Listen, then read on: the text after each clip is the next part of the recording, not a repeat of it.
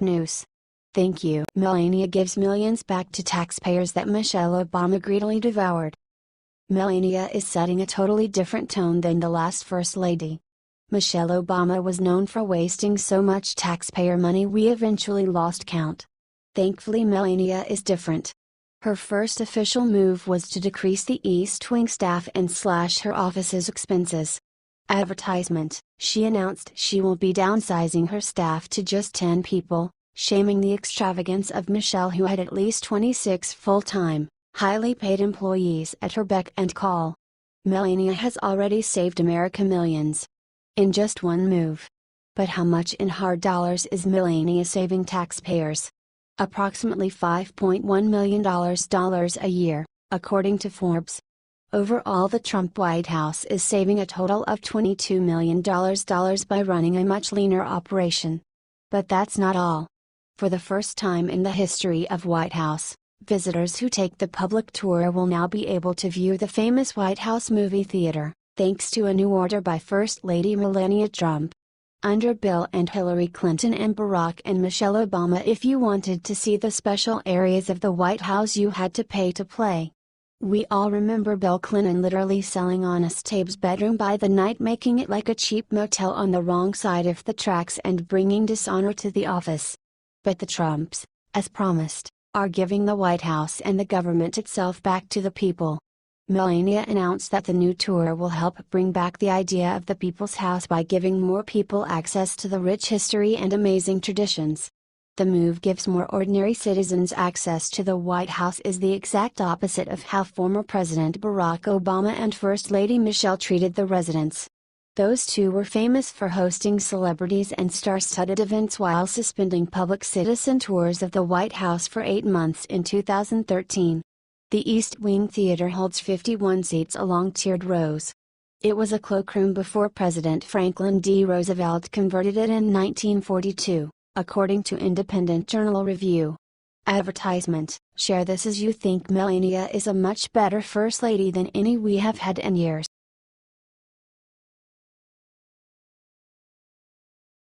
John McCain just left Washington, D.C. After teaming up with the Democrats and the two loser GOP senators in voting against an Obamacare repeal on Friday, John McCain got news on his next stop. He has to return to Arizona ASAP for treatment for his brain cancer. Just after his tragic diagnosis, McCain, 80, rushed back to the Senate Tuesday to support engaging in a debate over health care reform. He wasn't supportive when it counted, though.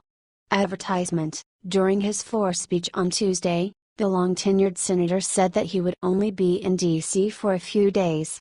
He obviously has a lot on his mind. "I'm going home for a while to treat my illness," the GOP senator said. "I have every intention of returning here and giving many of you cause to regret all the nice things you said about me," he added. There have been no specifics of McCain's treatment released to the public. Radiation and chemotherapy are definitely treatments of choice for glioblastoma.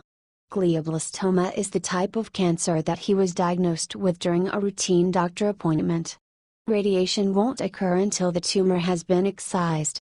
The standard treatment is a combination of chemotherapy and a drug called temozolomide, which is an oral drug that is taken every day with radiation to the tumor, plus an area of an inch surrounding the tumor because there are microscopic cells that can't be seen in an MRI in the area, Dr. Mark Gilbert, a senior investigator and chief of the neuro-oncology branch, told Newsweek when asked how glioblastoma is typically treated. After that, patients receive the temozolomide, the chemotherapy alone. The Arizona senator wanted the Senate to take on the day before his exodus from D.C. for treatment. He wanted to lead the floor debate, but he was unable because he had to leave. Wanted the Senate to take up the National Defense Authorization Act prior to. Senate Majority Leader Mitch McConnell attempted to get unanimous consent after the vote to proceed to the defense bill early Friday morning, but encountered an objection from Senator Rand Paul, Ardaki. Will you pray for McCain?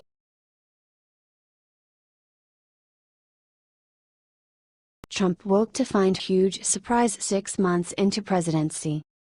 The liberals and the media and the rest of Trump's enemies were sure that Trump's presidency would be a disaster.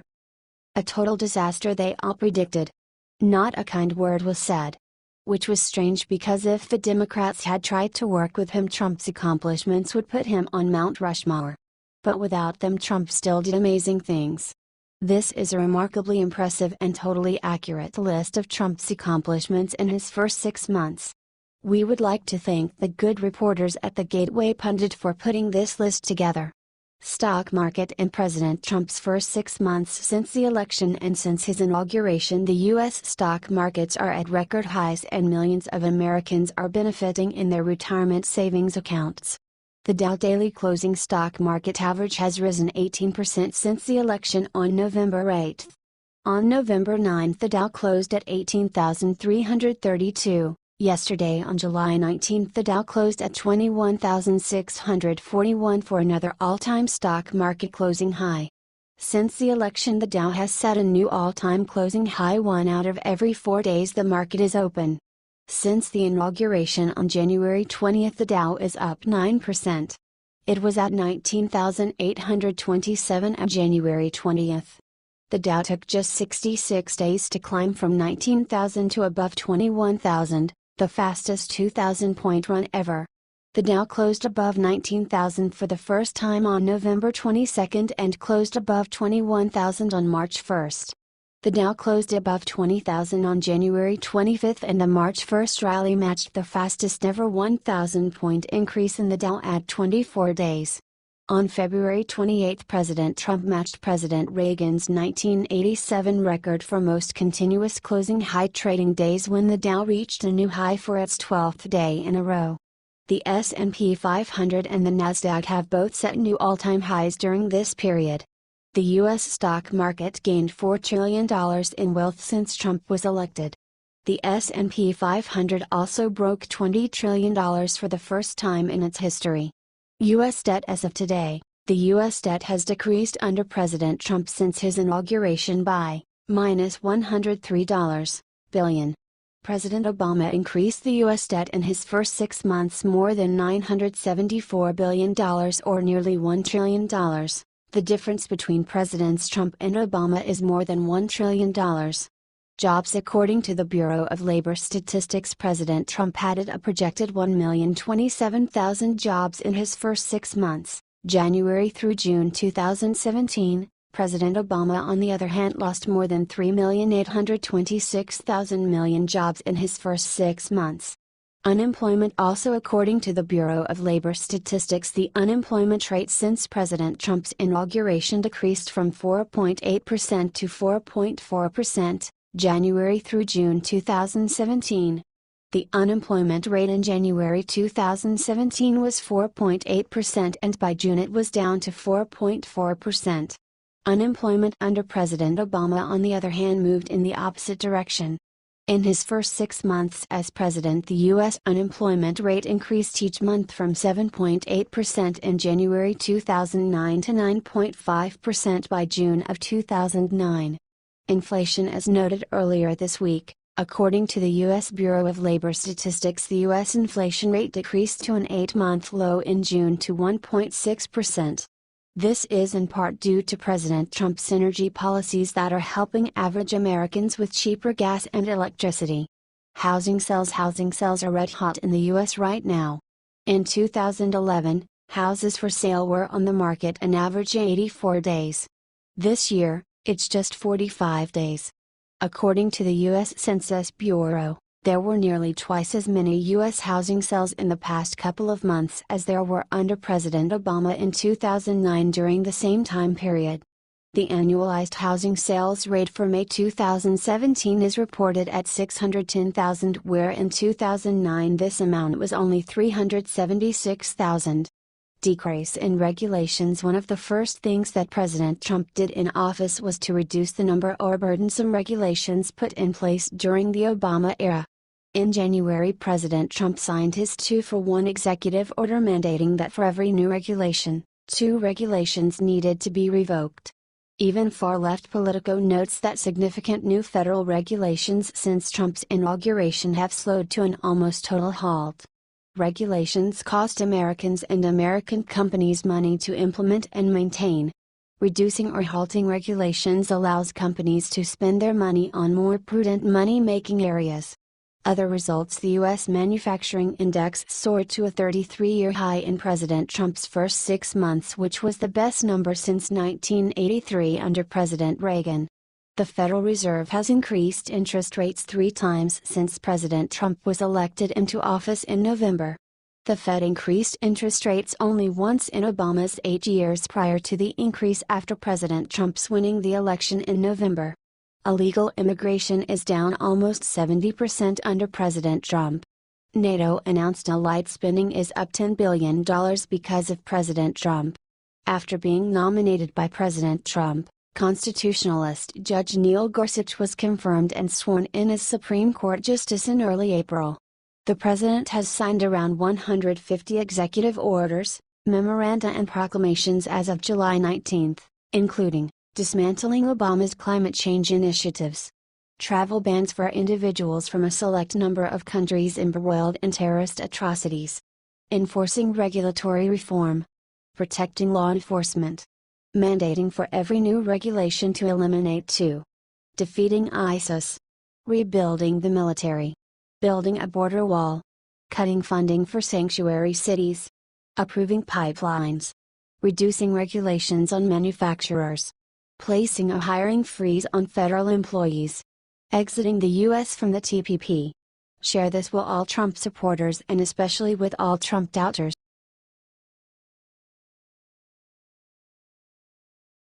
Ivanka makes paparazzi's jaws hit floor with the dress she wore to take kids on vacation. Ivanka Trump, together with her husband Jared Kushner and youngest son Theodore, was pictured leaving her home in Washington, D.C. on Friday morning. She wore a black fit and flare dress with a colorful panel on the front and accessorized the outfit with black sunglasses, black drop earrings, and black stilettos. She looked very elegant. Her hair was straight and she kept her makeup natural.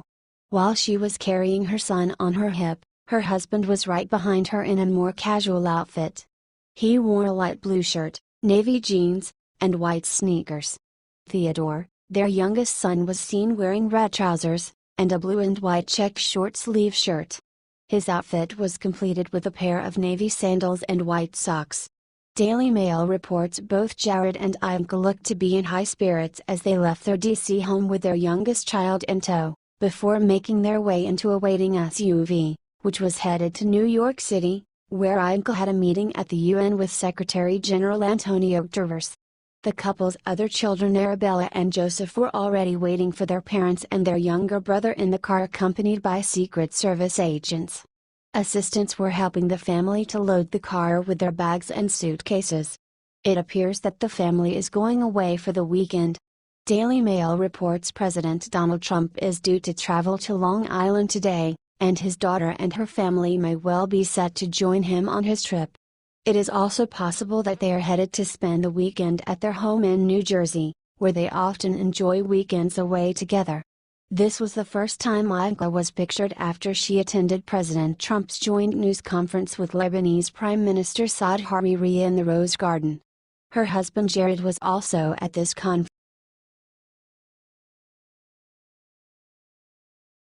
Trump discovers what Obama wasted $300 million on in Afghanistan, instantly ends program.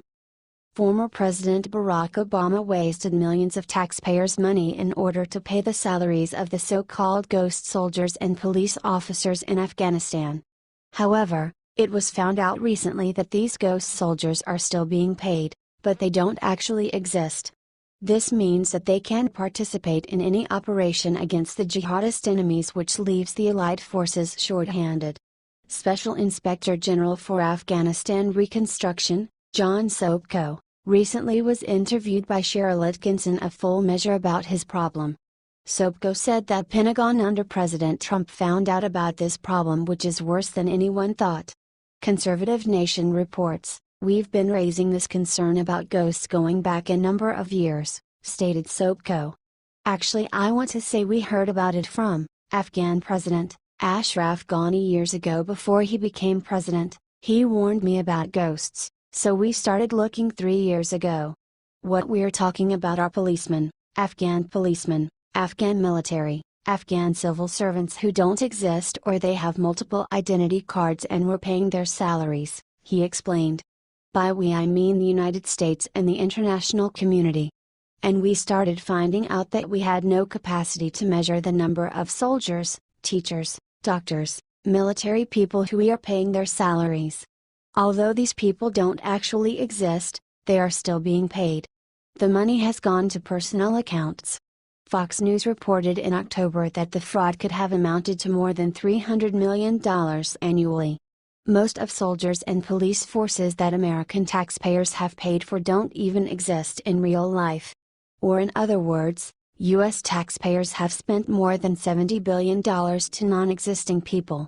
According to SOPCO, this is a major fraud and commanders and generals actually took the money of the ghosts for themselves. Conservative Nation reports, and I remember President Ghani again, at that time he wasn't president, saying, "John, you the United States government are paying the salary of an Afghan who's a teacher, he's a civil servant, he's a doctor, he is a policeman, and he's a soldier. And it's the same Afghan. And he doesn't exist," Sobko explained. "It's not just the salaries," he added.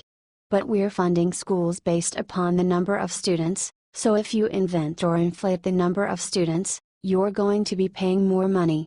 On the soldiers and the police, we're paying for extra boots, for food, for everything else, logistics for numbers that don't exist." Sobko also added that Pentagon was alerted to this problem, but it never did anything because Obama was the president. However, now that Trump's in charge, there will be implemented some measures to stop the frauds. According to the Independent Journal Review, Atkinson noted that the Pentagon had implemented a biometric system that checked such things as fingerprints, photographs and even blood type in an effort to obtain proof of life of Afghan service members in order to weed out the non-existent ghosts that have cost taxpayers so much. Something like this can only appear under Obama's administration. Thank God we have Trump as president right now. There will be no more frauds.